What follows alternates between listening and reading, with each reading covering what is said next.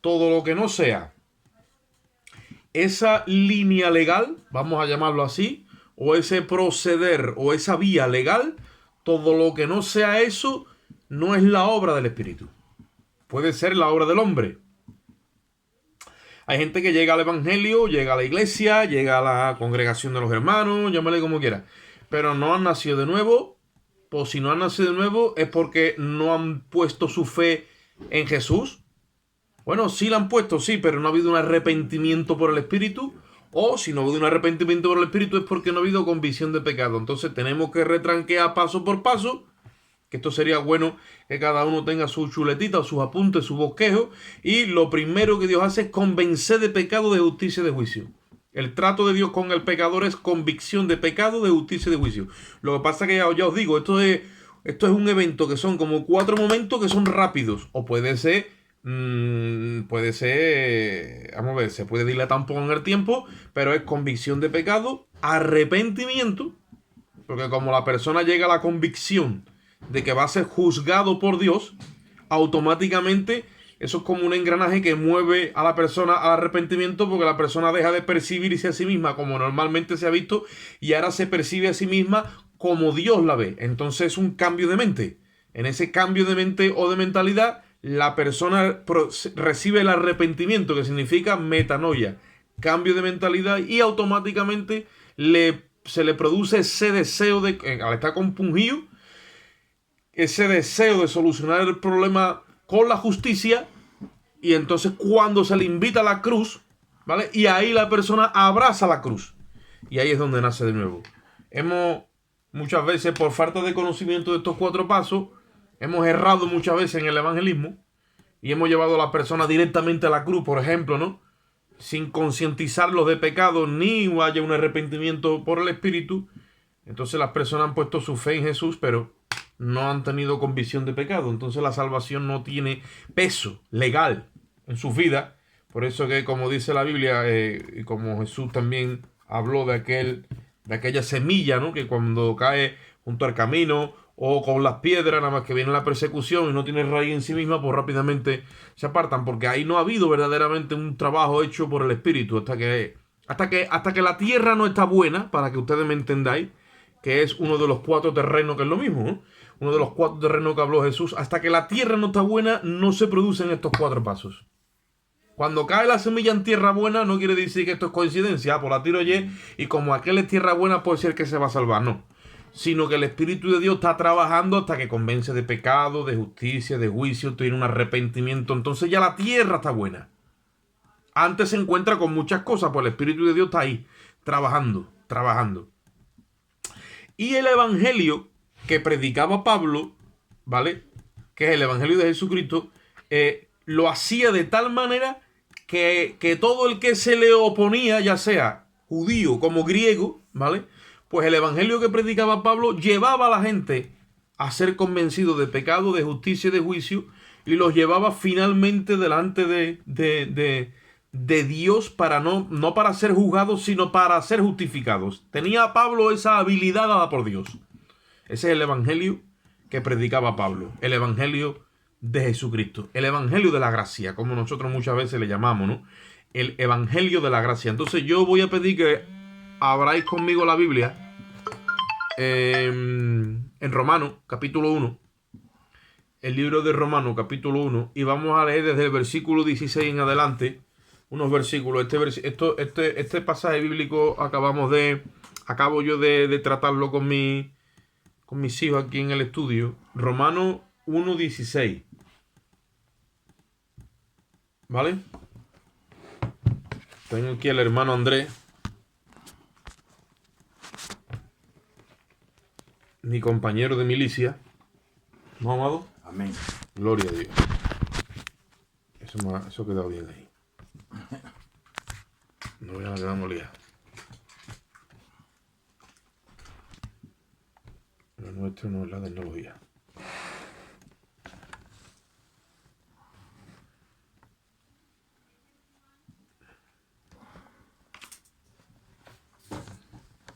Romanos 1:16. Ahí está tú. ¿Tú quieres leerlo, Andrés? Amén. Romanos 1:16, desde el 16 hasta el 23. Romanos 1:16 dice, porque no me avergüenzo del Evangelio, porque es poder de Dios para salvación a todo aquel que cree, al judío primeramente y también al griego, porque en el Evangelio la justicia de Dios se revela por fe y para fe, como está escrito, mas el justo por la fe vivirá. Porque la ira de Dios se revela desde el cielo contra toda impiedad e injusticia de los hombres que detienen con injusticia la verdad. Porque lo que de Dios se conoce les es manifiesto, pues Dios se lo manifestó. Porque las cosas invisibles de Él, su eterno poder y deidad, se hacen claramente visibles desde la creación del mundo, siendo entendidas por medio de las cosas hechas, de modo que no tienen excusa. Amén. Pues habiendo conocido a Dios, no le glorificaron como a Dios, ni le dieron gracia, sino que se envanecieron en su razonamiento, y su necio corazón fue entenebrecido. Profesando ser sabios, se hicieron necios, y cambiaron la gloria del Dios incorruptible en semejanza de imagen de hombre corruptible, de aves, de cuadrúpedos y de reptiles. Amén. ¿Quieres una oración, amado? Amén. Señor y Dios, te damos las gracias, Padre, en esta tarde, Dios mío, que podemos compartir tu palabra, Dios. Te rogamos, Dios mío, que tu Espíritu, Padre, abra nuestro entendimiento, ilumine, Dios mío, nuestra mente, Padre, para recibir tu palabra en justicia y en verdad, Dios mío. Te rogamos, Dios mío, que tú seas glorificado, Dios mío, en este compartir, Padre. A ti te damos las gracias en el nombre de Jesús. Amén. Amén. Gloria a Dios. El apóstol Pablo cuando presentaba el Evangelio, él sabía que trataba con judíos y con no judíos, que en este caso se le llamaba gentiles, ¿vale? Y le estaba hablando en el versículo 16 que él no sentía ninguna vergüenza a la hora de presentar el Evangelio, porque el Evangelio, cuando él lo presentaba, producía algo en el oyente, que era que se desataba el poder de Dios para salvación. O sea, las personas cuando escuchaban el Evangelio en la boca del apóstol Pablo, llegaba el momento donde el oyente le decía, yo quiero que tú ahora me hables de cómo puedo salvarme. Porque llegaban todos a la convicción de que había un juicio en su contra por causa del pecado y que tenía que dar cuentas a la justicia divina. El argumento que el apóstol Pablo usaba en este caso era la creación. Pero en el versículo 16 él está diciendo, yo no me avergüenzo del Evangelio, porque es poder de Dios para salvación a todo aquel que cree. Primeramente él le predicaba a su nación, a los judíos, porque el Evangelio vino, o sea, en parámetros de evangelismo siempre primeramente al judío y después también al griego, ¿vale? Y así vino Jesús, primeramente a la nación judía y después el apóstol Pablo extendió el Evangelio a todas las naciones después de la nación judía. Y dice en el versículo 17, porque en el Evangelio la justicia de Dios se revela por fe y para fe, como está escrito, el justo por la fe vivirá. Entonces, cuando hablamos de revelación, hablamos de que este hombre tenía la capacidad dada por Dios de hacerle ver a las personas lo que de una forma común o natural o de una forma de una forma razonable no se ve. O sea, lo que a priori no se ve ni se entiende, cuando este hombre empezaba a hablar, llevaba la mentalidad de las personas a un nivel que acababan viendo. No se escucha bien, Oscar. No se escucha bien. No se escucha bien. No se escucha bien. Bueno, pues yo no he tocado aquí nada. Como no sale internet, no sé qué pasa. ¿Se escucha ahora? ¿Se me oye bien? Ahora, gloria a Dios. El apóstol Pablo acababa llevando a las personas a un nivel en su mentalidad donde arrojaba luz y lo que antes no se veía acababa viéndose. Eso se llama revelación. Revelación viene del griego apocaliptus, que significa descorrer la cortina. Entonces, en el Evangelio, la justicia de Dios se revela por medio de la fe. ¿Qué es la fe? La certeza de lo que se espera y es la convicción de lo que no se ve. Entonces, ellos como ya le estaba compartiendo, ellos, si esto es la justicia de Dios, ellos la tenían velada. Y por más que que mirasen no la podían ver. Cuando el apóstol Pablo empezaba a argumentar su evangelio, lo argumentaba. Cuando el apóstol Pablo argumentaba su evangelio, llegaba un momento que ellos acababan viendo, o sea, les era revelada la justicia de Dios. Cuando a un pecador se le revela la justicia de Dios y acaba viéndola como usted está viendo este bolígrafo que él antes no lo veía, entonces queda convicto de pecado. Que es una persona que ha sido convencida de pecado, de justicia y de juicio. Es una persona que sabe que Dios la va a juzgar por sus actos. Es un evangelio que va directamente no a la parte almática, donde yo me emociono y lloro y no, va directamente al espíritu. Dice la Biblia que la palabra de Dios es viva y eficaz, más cortante que toda espada de doble filo y que penetra y parte el alma del espíritu, la separa, porque eso está dentro y ligado, está unido. Pero cuando viene la palabra con revelación, cuando viene la palabra como para doble filo, cuando viene ungida por el Espíritu, parte el alma del Espíritu y la separa. Y la hace ver al alma condenada. La hace ver culpable. Eso es lo que el apóstol Pablo hacía cuando presentaba el Evangelio. Revelaba y a todo el mundo le quedaba clarísimo que tenía que presentarse delante de la justicia, no de los hombres, sino de la justicia de Dios. Lo dejaba desnudo en su conciencia. El evangelio es algo que tiene que salir de la boca del creyente y tiene que llegar a la parte invisible del pecador, que es la parte moral, donde habita la conciencia. Y ahí en la conciencia tiene que empezar a alumbrarle. Le tiene que alumbrar a la conciencia del pecador para que el pecador se empiece a ver desnudo. Y por más que quiera taparse, llega un momento que ya no hay más, ya no hay más trapo para taparse. Y acaban como Adán y Eva, con las manitas aquí puestas, como decía que, tapándose el triangulillo. Y ya no hay forma de escaparse. ¿Por qué? Porque el evangelio que predicaba Pablo estaba tan lleno de poder, tenía tanto argumento este hombre cuando ministraba la verdad, que dice la Biblia que las personas quedaban en una posición donde no tenían excusa. Mira lo que dice la palabra. Dice que se revela por medio de la fe, como está escrito. Y la única vía que le deja, además de que por la fe la persona queda total, porque dice que si la fe es la certeza de lo que se espera y la convicción de lo que no se ve, la persona quedaba convicta de que le esperaba un juicio y sabía que ese Dios al que no lo veía, en ese momento acababa teniendo una claridad total de que ese Dios que él a sus ojos no lo había visto, ya lo estaba viendo, que le esperaba en el tribunal. Le revelaba la justicia de Dios. Por eso le decía, yo no me avergüenzo de este evangelio. Porque este evangelio, cuando yo lo presento, es poder. A todo aquel que lo escucha, se le desata un deseo de justicia. De que alguien lo justifique porque sabe que tiene que presentarse delante de Dios. La justicia tiene dos parámetros. Tiene la parte acusadora y tiene la parte defensora.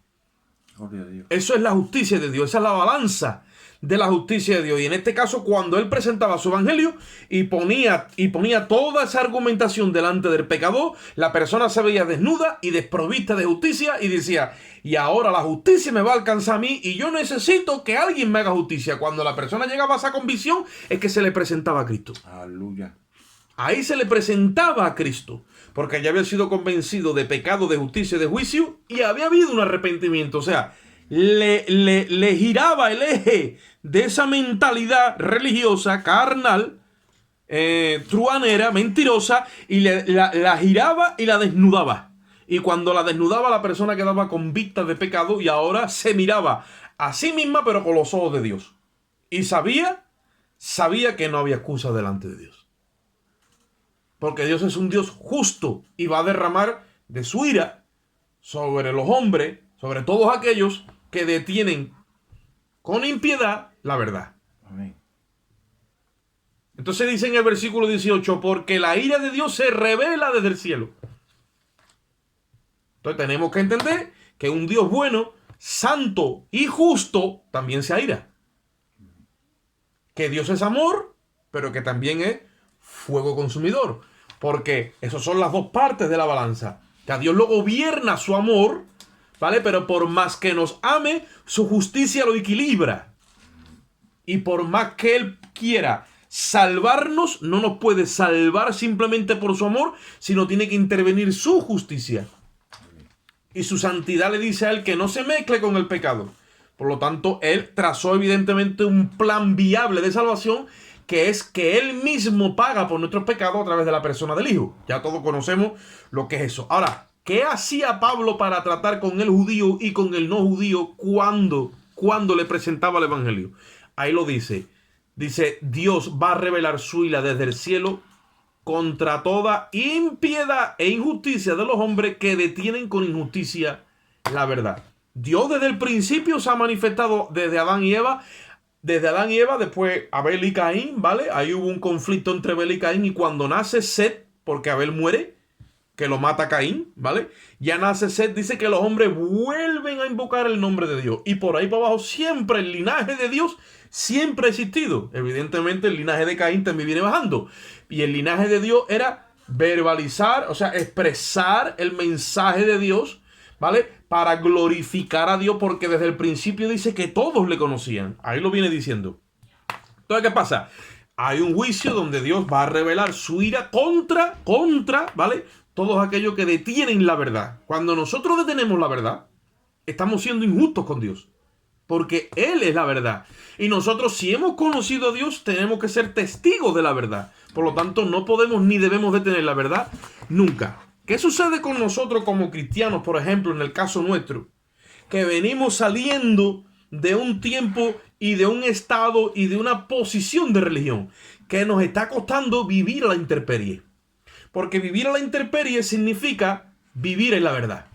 O sea, no tenemos un lugar físico, no tenemos unas normas creadas por los hombres, no tenemos unos rituales donde nos sentimos justificados por cumplir con esos ritos, no tenemos, ¿qué te digo yo a ti? No tenemos unas ordenanzas, no tenemos unas actividades que nos hacen sentir bien religiosas. Nos hemos salido de toda la sombra, de toda la figura, de toda la ordenanza, y nos hemos puesto en medio de la intemperie en la misma sustancia. Y ahora nos damos cuenta que hay algo en nosotros que empieza a sufrir. ¿Por qué? Porque estamos comiendo de la verdad. Ahora se nos tiene que hacer el estómago, nuestro vientre espiritual, a vivir todo el tiempo debajo de la luz.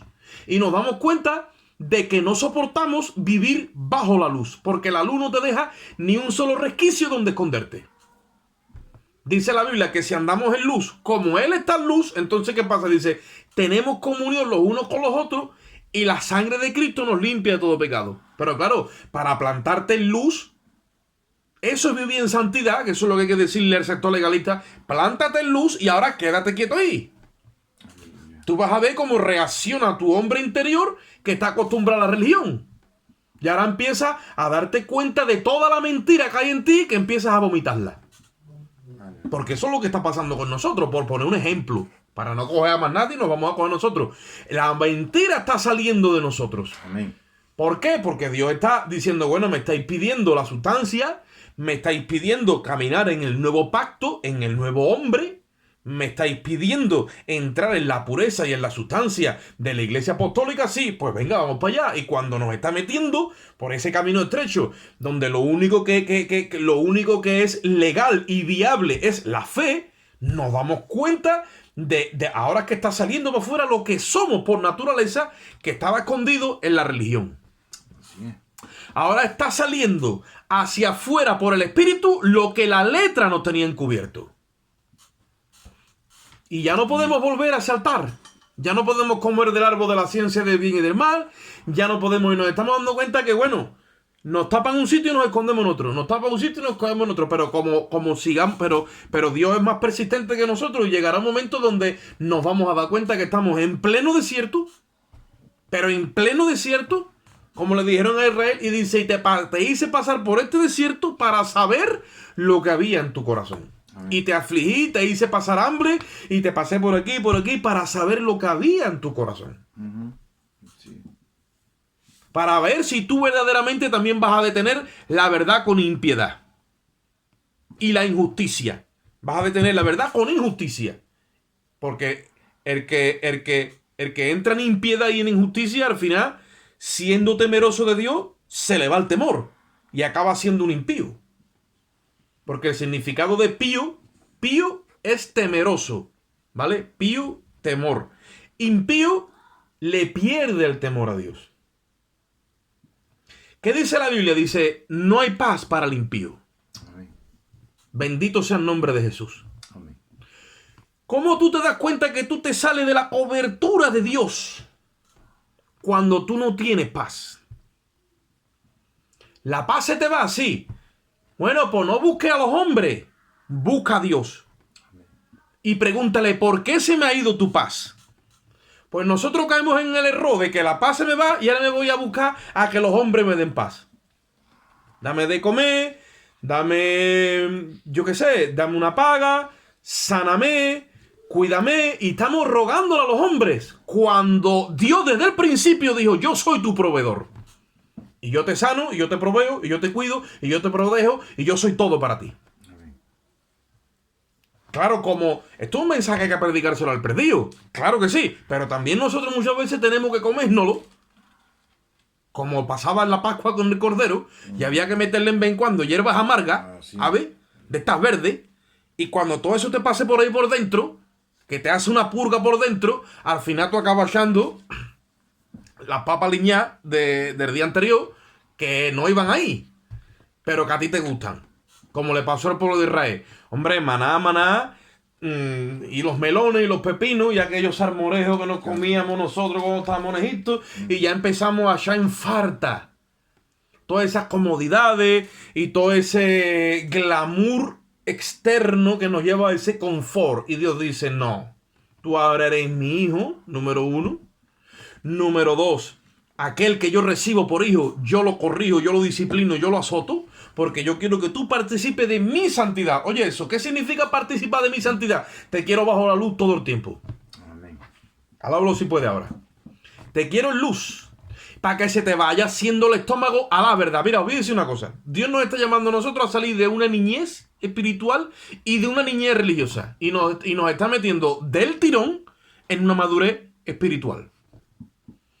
Y como es algo que también está sucediendo por la línea 2, para que me entendáis, que los tiempos se están acortando porque viene lo que tiene que venir y lo que está preparado, pues entonces la iglesia tiene que pegar, digamos, un estirón. Y tiene que echar cuerpo y dejar de ser una niña y convertirse en una mujer. Una mujer sufrida, como dice la palabra. Una mujer que se ha acostumbrado a engendrar hijos, a parirlo, a amamantarlo, a sufrir. Bendito sea el nombre de Jesús. Una iglesia gloriosa que va a ser arrebatada directamente desde el planeta Tierra y llevada al mismo cielo para presentársela a Cristo como una virgen pura, sin mancha y sin arruga. Amén.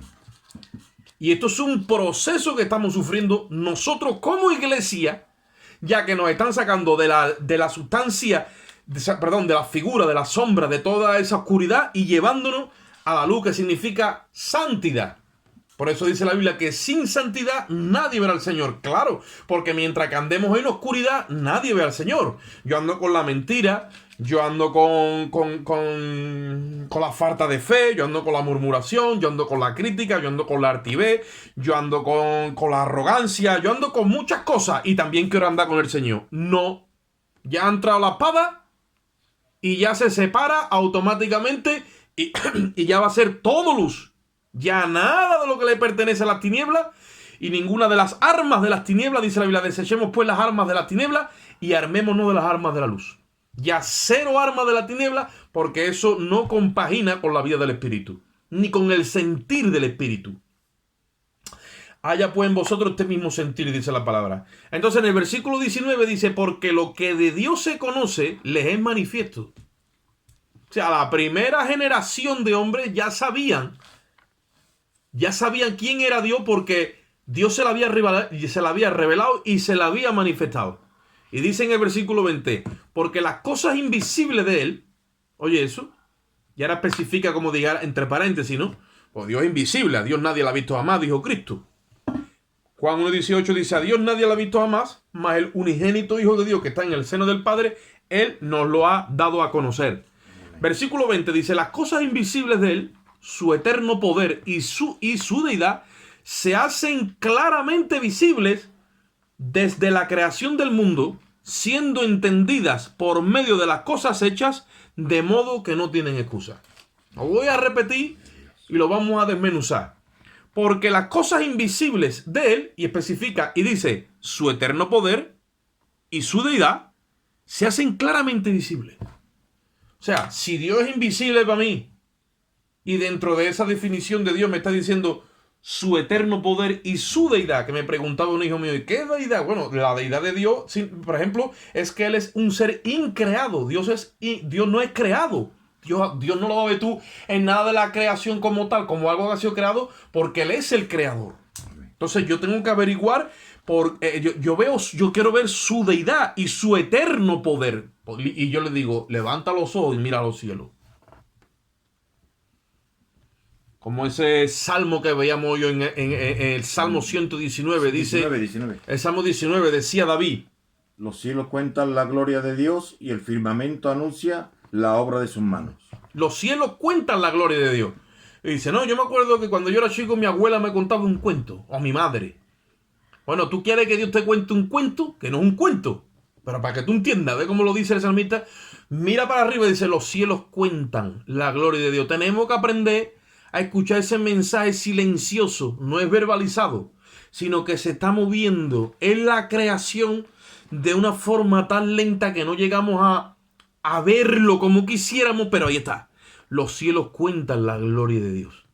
Y el firmamento, que significa toda esa expansión llena de estrellas, dice, anuncian la obra de sus manos. Pero ¿cómo que eso anuncia? Un anunciador es uno que anuncia algo y está hablando. Es que el cielo está hablando en su silencio. Amén.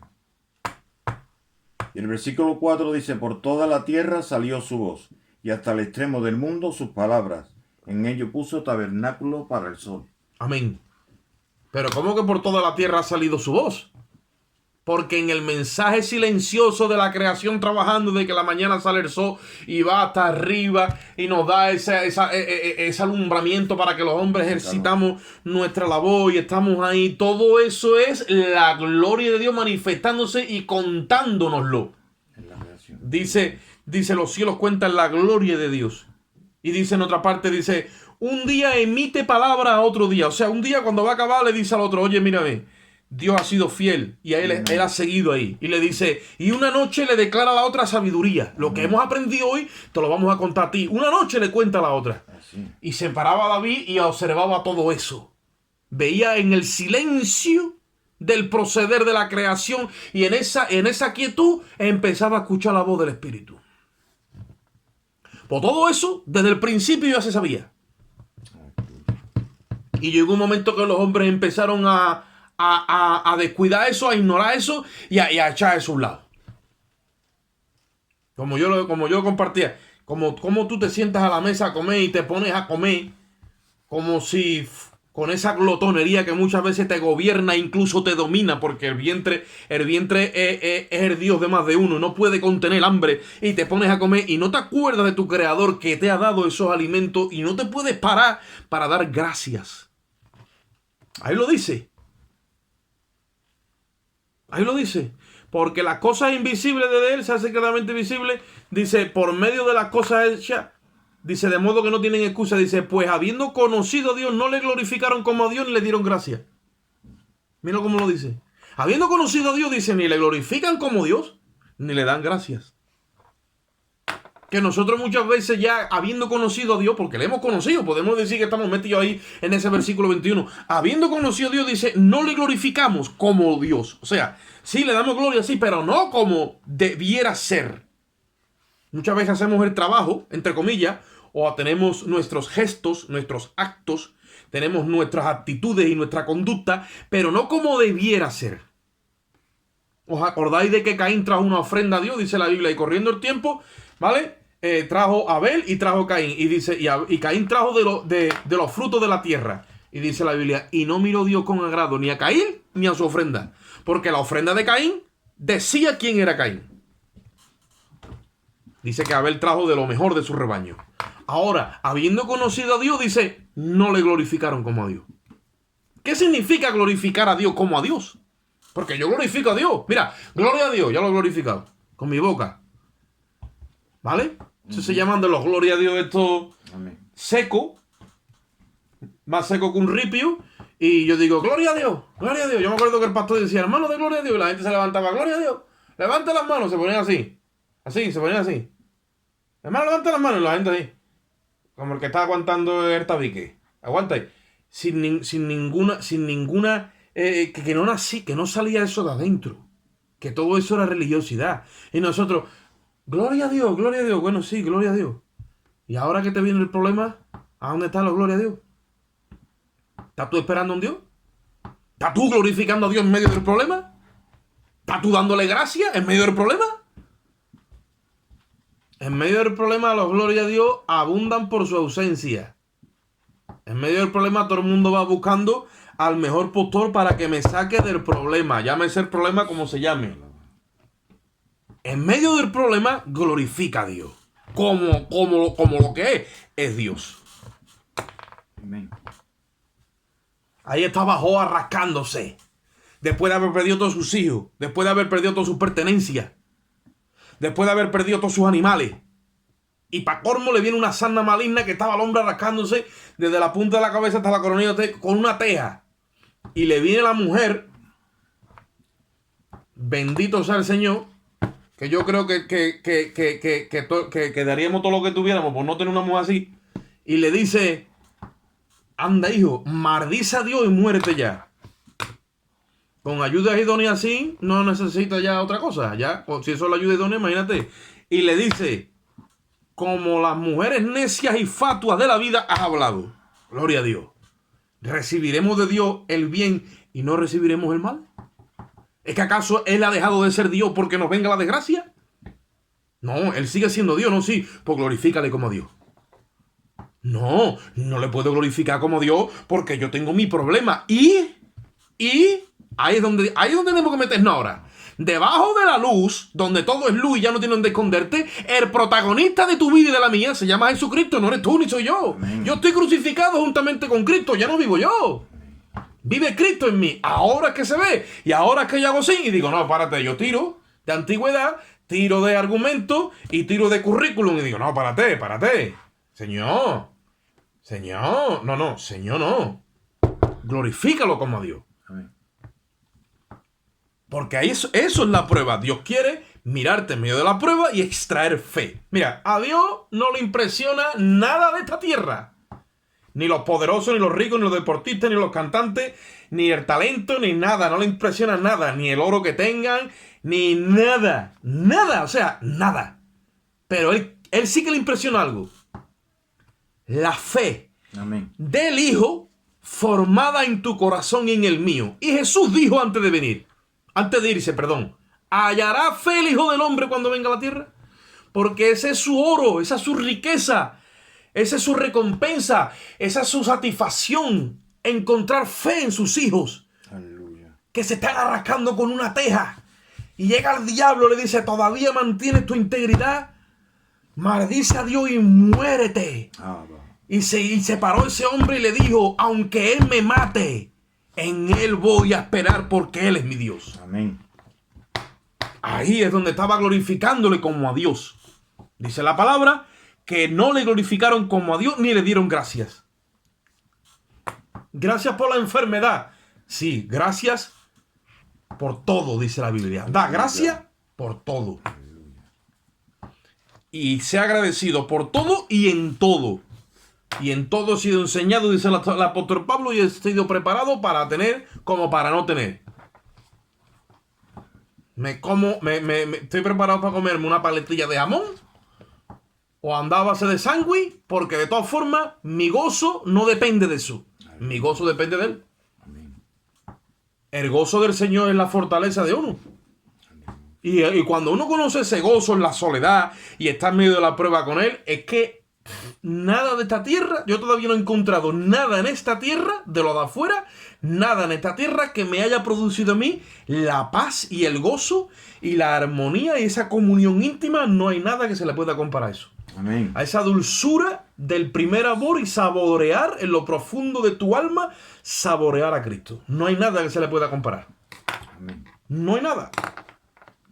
No es ni el amor conyugal, ni el amor fraterno, ni el amor eros, ningún amor. Solamente ese amor ágape que uno lo recibe y está clarísimo. Y entonces el apóstol Pablo, cuando traía toda esta argumentación, la gente se quedaba sin excusa. Ahí lo dice. De manera que no tienen excusa. Cuando tú miras la creación y empiezas a escuchar su mensaje y te pide... El problema de los días de hoy, ¿sabes cuál es? Pasaba en el principio, pero ahora pasa mucho más porque el diablo en su astucia ha metido velocidad al planeta. Difícilmente en los días de hoy podamos sacar un rato de quietud. Dice la Biblia, estad quietos y conocer que yo soy Dios. Pero claro, hoy día estarse quieto, eso es encontrar una aguja en un pajar. Decirle a un cristiano que se esté quieto es el más difícil todavía. O sea, el triple salto mortal. Estamos todos los hermanos que nos levantamos por la mañana. El que ora, ora. Y el que no ora, no ora. Ya cada uno calla con su conciencia. Hay oraciones profundas. Ya yo no me voy a meter en la vida de cada uno porque eso lo tiene que saber cada uno. Porque ya no estamos para vivir una vida para orar. No, tenemos que tener una vida de oración, que es diferente. Pero bueno, y ahora, cuando ya despegamos, cuando ya salimos, ya es una cosa tras de otra, bim, bom, una ruleta. Y tú dices, y me faltan días, horas, manos, pie, para culminar. Eso lo ha conseguido el enemigo en los últimos tiempos. Ha acelerado los tiempos. Por eso Pablo dice... Sé sabio y redimí el tiempo, porque los días son malos. Sabía el apóstol Pablo que la iglesia, que en los últimos días Satanás iba a acelerar con la ciencia. Dice que el amor de muchos se enfriaría porque la ciencia avanzaría. Y entonces esa ciencia, esa maldad ha avanzado, se le está metiendo en el corazón a la misma iglesia y ya no puede haber ni esa quietud, que no la hay. Y para que esa quietud vuelva a tu vida y a la mía, entonces tienes que tomar decisiones drásticas de decir, párate, yo me paro hoy. Hoy es mi día con Dios. Hoy es mi día de oración y de ayuno. Hoy es mi día hoy es mi Shabbat, hoy es mi reposo. Yo me voy a quedar en el limbo mirándolo a Él. Cuando tú detienes tu alma de toda esa actividad y te pones a mirar la creación, te empiezas a llenar de por fuera. Ahora ponte a meditar la palabra. Medita la palabra, como dijeron a Josué. Este libro de la ley, ¿no? Uh-huh. Estará todos los días estudiando en tu corazón. Y en él meditará de noche y de día, dice. Dice, y el Salmo 1 dice, el varón que hace eso, dice, es semejante al árbol que es plantado junto a corrientes de agua, que da el fruto a su tiempo y su hoja nunca cae. Sí, señor. Porque se está nutriendo de esa vena de agua que está continuamente fluyendo, que es el caudal del Espíritu, se está nutriendo de eso y todo el tiempo le está dando gloria a Dios y gracias a Dios. Y en medio del problema siempre está gloria a Dios y gracias a Dios. Entonces es un árbol que sale de la inmadurez, ¿me entiendes? O sea, es un creyente que sale de esa niñez religiosa y espiritual y entra a una madurez donde se engancha la plenitud de Dios y ya olvídate de que no hay diablo ni demonio que lo detenga. Aleluya. Ya puede estar como Job, arrancándose, que el diablo, por más que le ataque, no le saca no claudica ni un solo momento. Tiene clarísima la justicia de Dios porque le ha sido revelada. Y de ahí no hay quien lo mueva. Está abrazado a la cruz, aunque muera en el intento, dice, aunque él me mate, en él esperaré. Yo he creído en este evangelio y yo me muero con esto. Esta es mi riqueza. Y tú después lo miras y dices, pero tú no tienes ni de caerse muerto. No, tú míralo por dentro. Y vas a verlo en el día del tribunal de Cristo. Y vas a verlo cuando Cristo vuelva a reinar aquí en la tierra 1000 años. Dice la Biblia, Señor, si nosotros, le dice el apóstol Pedro, pero si nosotros hemos dejado todo, ¿qué va a pasar con nosotros? Dice, no hay nadie que haya dejado tierra, esposo, esposa, familia, hijos, pertenencia, que no reciba en esta tierra 100 veces más y allí la vida eterna. Amén. Pero claro, para estar en eso tienes que estar conectado a la eternidad. Ya estamos participando de la vida eterna. Yo muchas veces digo, ya estamos en el milenio, ya estamos gobernando, estamos reinando, estamos con Cristo, haciendo la obra de Cristo. Cada día intento de prepararme más. Ya no es para ser un sacerdocio, ¿vale? O un pastorado en el orden de Aarón, que hay que estar continuamente llevando a los hermanos a decirle, hermano, la culpa tuya se la vamos a trasladar a Cristo. Y ven aquí que yo soy Aarón y voy a poner las manos sobre ti, ¿vale? Y vamos a trasladar tus pecados ahora al cuerpo de Cristo. Siempre estamos con el ministerio de Aarón, dice el Señor. Pero si yo ya os he sacado de eso. Amén. Ya no podemos retroceder otra vez a las primeras obras, al fundamento, al arrepentimiento, y escuchamos un mensaje medio condenatorio por ahí y otra vez estamos medio culpándonos. Ay, Dios mío, y no entendemos el gobierno de Melquisedec otra vez para atrás, a la religión otra vez. No, dice la Biblia, dejando ya lo que queda atrás, proseguimos hacia adelante al blanco, al supremo llamamiento de Dios en Cristo Jesús. Si el justo retrocediere, no agradará a mi alma. Dice, nosotros no somos de los que retroceden, sino de los que permanecen y perseveran para preservación del alma. Nuestro alma está siendo perfeccionada, igual que nuestro espíritu ya es perfecto. Con una sola ofrenda ha hecho para siempre perfecto lo santificado. Pero ¿qué es de nuestro alma? Cuando el apóstol Pablo predicaba todo esto, la gente quedaba convicta. O sea, los desnudaba, no por fuera, ¿vale?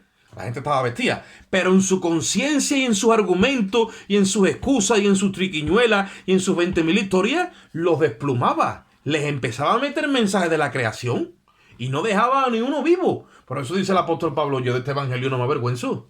Esto es poder. Esto al que le entra dentro, acaba diciendo, ay, ¿y ahora qué hago? ¿Y qué haremos? Como le dijeron a Pablo. ¿Y qué haremos? Dice, arrepentíos cada uno de vosotros para perdón de los pecados. Y Dios os dará el Espíritu Santo. Y ahora venga, vámonos para el agua, a bautizaros. Así era el evangelio en el primer siglo.